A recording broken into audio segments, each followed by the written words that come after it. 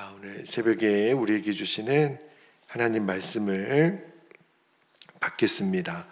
오늘은 잠언 19장 18절에서 22절까지 말씀을 함께 받겠고요.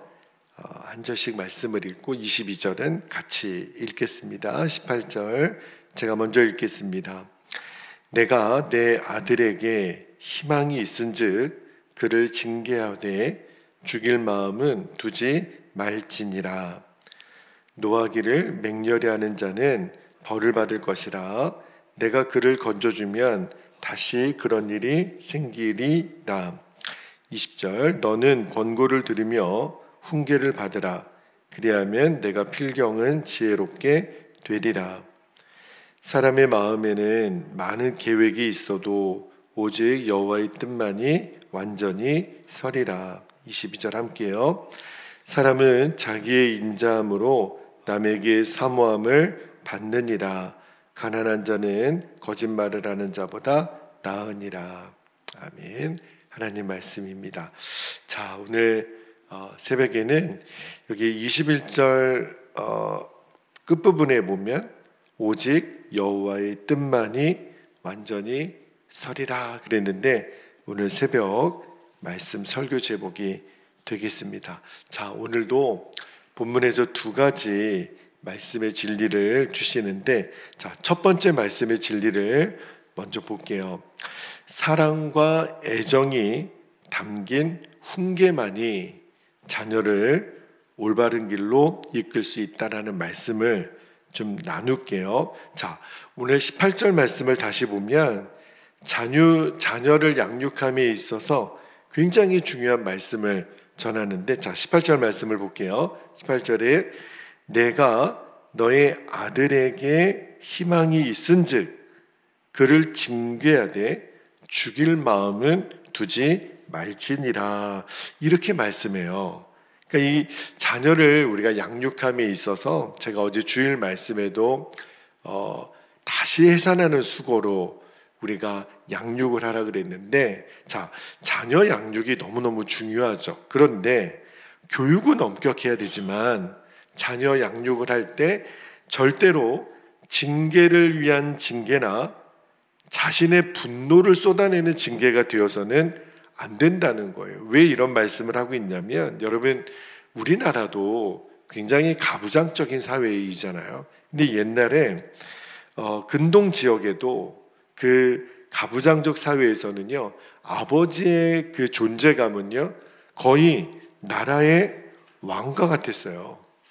그 절대적인 힘을 갖고 있었던, 그러니까 심지어는요 부인이나 자식들은요 이 아버지인 남자들의 소유물로 인정이 됐다니까요. 그러니까 심지어는 아버지가 자녀들의 생사 박탈권도 갖고 있었어요. 여러분, 오늘날과 같이 개인의 인격이 존중되는 시대에도 간혹 가다가 부모가 자녀를 학대하거나 심각한 폭력이 일어나는 일을 보는데, 당시에는, 옛날에는요 얼마나 자녀들의 인격이 아버지들에 의해서 무시되었을까 우리가 쉽게 짐작할 수 있죠. 자, 부모가요 아무리 절대적인 힘이 있다 하더라도, 그리고 자녀를 잘 징계하고 좋은 길로 가르친다 하더라도 꼭 기억할 것은 절대로 자녀를 책망 자체로 목적으로 삼거나 절대로 비인격적인 체벌을 가해서 물리적으로 정신적으로 자녀에게 상처를 입혀서는 안 된다라는 것을 오늘 말씀이 강조하고 있는 거예요. 근데 이 말씀이 현대를 살아가는 우리에게도 왜 필요한 말씀이냐면, 오늘날 부모들이요 너무 자녀들에게 관심과 욕심이 지나쳐서 굉장히 집착하는 부모들이 굉장히 많습니다. 그리고 지금은 자녀들이 어렸을 때는 부모들이 경제권을 갖고 있으니까 자녀들을 일방적으로 복종할 것을 요구해요. 그리고 부모의 기대에 못 미치면 자녀에게 물리적으로 학대를 하거나 정신적으로 핍박을 하는, 사실은 이거는요 폭력이죠. 부모라는 권위로 부모가 힘이 있고 경제권을 가지고 있다고 아이들을 비인격적으로 대하는 거는요, 폭력이에요. 더군다나 아이들이 굉장히 어렸을 때, 초등학교 시절, 그러니까 청소년기가 되기 전에 그들이 당했던 이 비인격적인 어떤 학대나 정신적인 또 육체적인 고통은요, 아이들의 평생의 인격에 영향을 줘요. 그거는요, 절대 본인은 사랑이라고 해서 자녀를 대했겠지만 절대 사랑 아닙니다. 오히려 자녀의 인생을 망치는 폭력이에요. 최근에 자녀 문제를 다루는 프로그램들이 굉장히 많더라고요. 잘 보면 문제 자녀가 있는 게 아니라 문제 자녀 이전에 반드시 문제 부모가 있어요. 거의 대부분 그래요. 성경은요, 절대로 자녀는 부모의 소유물이 아니라고 가르칩니다. 그러니까 우리가 자녀를 대할 때 내가 물리적인 힘이 있고 경제권이 있다고 해서 내 스트레스를 풀거나 또는 내 감정을 그냥 쏟아붓는 대상으로 자녀를 대해서는 안 됩니다. 그거는요, 절대 사랑 아니에요. 절대 교육 아닙니다. 폭력이에요. 오늘 말씀에서 성경은요, 우리에게 가르치는 것은 하나님은 우리 부모된 우리가 말씀의 기초에서 자녀를 양육하라. 때로는 자녀들이 말을 안 들면 회초리를 대야죠. 근데 어제 제가 주일날 말씀드렸죠. 이제는요, 자녀들이 부모의 말에 의해서 그들이 달라지지 않아요. 자녀들이 보고 싶은 거는 부모님의 말이 아니라 행동입니다. 근데 그 행동에 있어서 자녀를 스트레스 해소 대상이나 어떤 폭력의 대상으로 여기는 절대로 안 돼요. 부모는 기본적으로 자녀들에게 진실한 사랑과 애정을 갖고 있어야 합니다. 그럴 때 우리 자녀들이 정말 소중한 존재로 자라게 되고 결국 그 사람이 하나님 앞에서도 아름다운 자녀로 성장하게 돼요. 성경이 말씀하신 것처럼 그들은 정말 물된 동산과 같은 그런 공간에서 정말 물가에 심은 나무와 같이 자라게 되고 아름다운 열매를 맺게 됩니다. 그러니까 우리 부모들이 도와줘야 돼요. 우리 자녀들이 하나님의 말씀으로 양육이 되도록. 이게 우리 부모의 거룩한 책임인 것을 우리가 절대로 잊지 않게 되기를 주님의 이름으로 축복합니다. 자, 두 번째 주시는 말씀의 진리를 나눌게요. 두 번째 진리는요, 우리의 계획보다 언제나 말씀이 앞서야 돼요.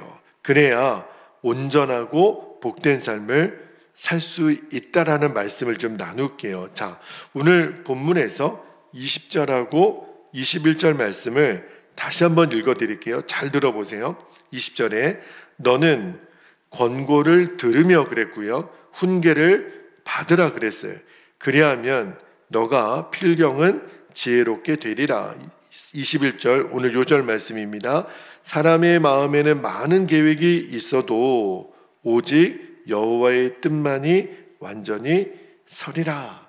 그러니까 오늘 20절 21절 말씀 핵심이 뭐냐면, 왜 우리가 하나님 말씀을 경청하고 순종해야 되는지 이유가 나오죠. 여러분, 사람에게는 수많은 뜻과 계획이 있죠. 우리에게도 다 계획이 있죠. 그러나 결국에 완전히 성취되는 뜻은요, 사람의 뜻이 이루어지는 게 아니에요. 오직 하나님의 뜻이 이루어지는 겁니다. 그러니까 하나님의 입에서 나온 말씀의 권고를 듣고 훈계를 받으라는 거예요. 여러분, 옛날에 유행했던 나폴레옹 시리즈 이야기가 있는데 그 중에 하나가 이런 이야기가 있더라고요.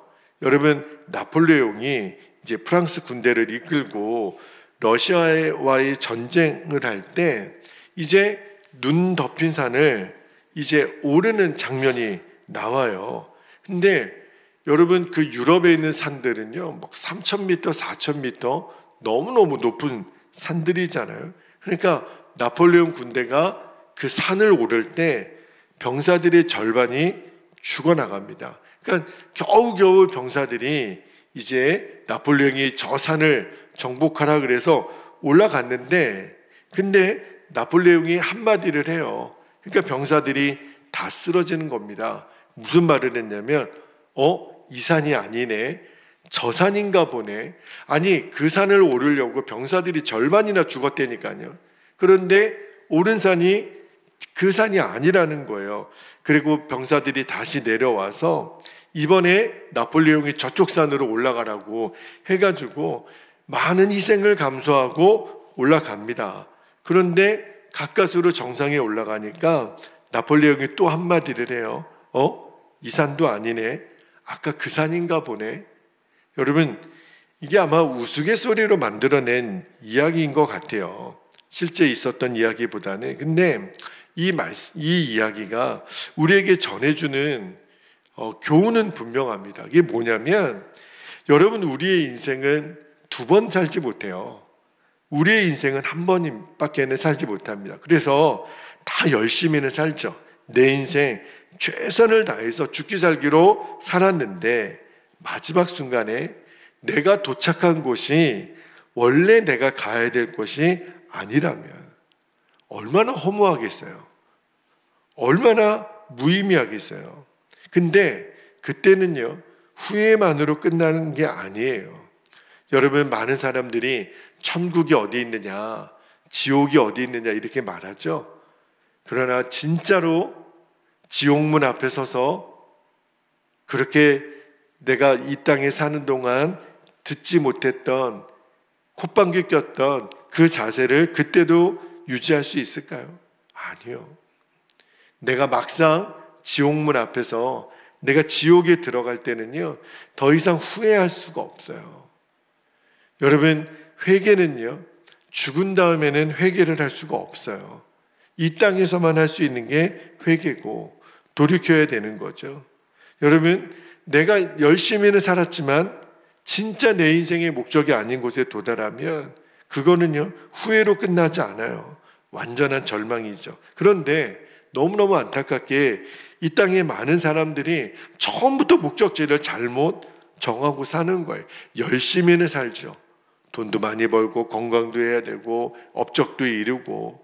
그런데 그들의 목적이 과연 인생의 마지막 순간에도 진짜 목적이었을까? 진짜 성공이었을까? 아니라는 거예요. 지금 내 눈에 보기에는 건강이, 사회 성공이, 돈을 많이 모은 것이 그게 성공인 것 같지만 아니라는 거예요. 내 인생을 이 땅에서 정리하고 주님 앞에 서게 되는 그날이 있다는 거예요. 진짜 성공은 다른 곳에 있다라는 거예요. 근데 그 진짜 성공의 길을 알려주는 그 기준이 어디 있냐 말이에요. 그 기준이 바로 하나님의 말씀이라는 거예요. 그러니까 우리는 모든 성공의 판단 여부를 내 경험이나 내 기준으로 판단해서는 안 됩니다. 모든 성공의 판단 기준은 하나님의 말씀이어야 되고요. 우리 인생의 목적은 하나님의 말씀이 지시하는 곳으로 갈 때만, 그때만 하나님의 뜻이 이루어진다라는 것을 오늘 말씀이 우리에게 정확하게 가르쳐주고 있어요. 제가 누누이 말씀드리지만 인생에 있어서 중요한 것은 절대로 속도가 아닙니다. 방향이에요. 느리게 가더라도 바르게 가면, 정확히 가면 그 사람은 성공합니다. 지난 추석 연휴 때 많은 사람들이 길거리에서 너무 차량이 많으니까 힘이 많이 들었다 그래요. 그래서 서울에서 부산까지 10시간이 걸렸다, 8시간이 걸렸다. 그래요. 명절 때는 그래도 우리가 가족을 만나는 기쁨이 있으니까 그 희생을 감수하죠. 자, 그런데 5시간이 걸렸든 10시간이 걸렸든 내가 부산까지 가려고 해서 목적지를 정해서 부산까지 갔으면 잘한 거예요. 힘은 들었죠. 차 안에서 너무너무 졸리기도 하고 힘은 들었지만 그래도 내가 원래 정했던 목적지로 갔다면 잘한 거예요. 우리 인생도요. 때로는 길이 막히는 구간도 있고 내 뜻대로 안 되는 구간이 있죠. 그러나 천천히 가더라도 내가 가고자 했던 목적지에 도달했으면 그 인생이 성공한 거예요. 자, 그런데 그 목적지를 어떻게 가느냐는 거예요.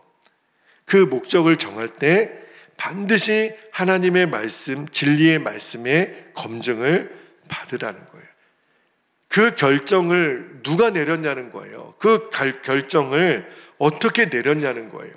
우리들의 모든 판단 기준은 하나님 말씀이어야 합니다. 말씀은요, 늘 마지막 목적지를 하나님의 나라로 정해져 있어요. 그리고 그 과정 하나하나를 하나님의 뜻대로 걸어가도록 안내해 주시는 게 바로 하나님의 말씀이에요. 여러분, 이제 저와 여러분이 오늘 새벽에 같이 기도하고 싶은 것은 내 인생의 목적이 결국 마지막 하나님의 뜻에 의하여 검증이 되었나, 그리고 말씀이 가르쳐주는 방향대로 내가 지금 가고 있나. 여러분, 이 새벽 기도의 시간이 왜 중요하냐면 오늘 하루를 시작하기 전에 오늘 나를 향한 하나님의 인생의 목적지와 그 방향을 정확히 세우는 시간이에요.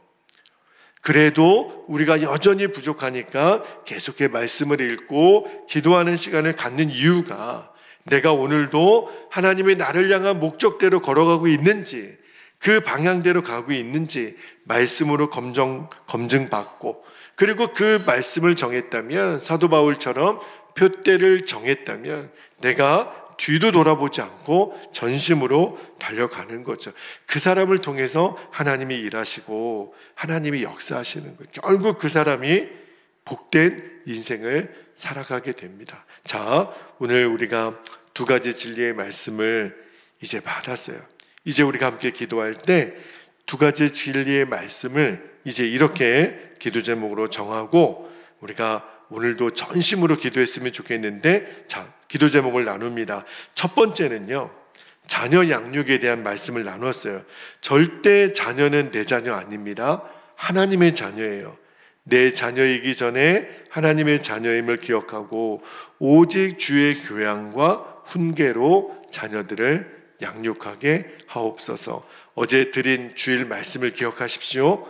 다시 해산하는 수고로 우리 자녀들을 양육하는 거예요. 두 번째는 내 인생의 목적과 방향을 오직 말씀으로 검증받아야 됩니다. 내 경험이나 사람의 말이 되어서는 안 돼요. 그리고 말씀이 가르쳐 주심 따라서 힘껏 달려가는 거예요.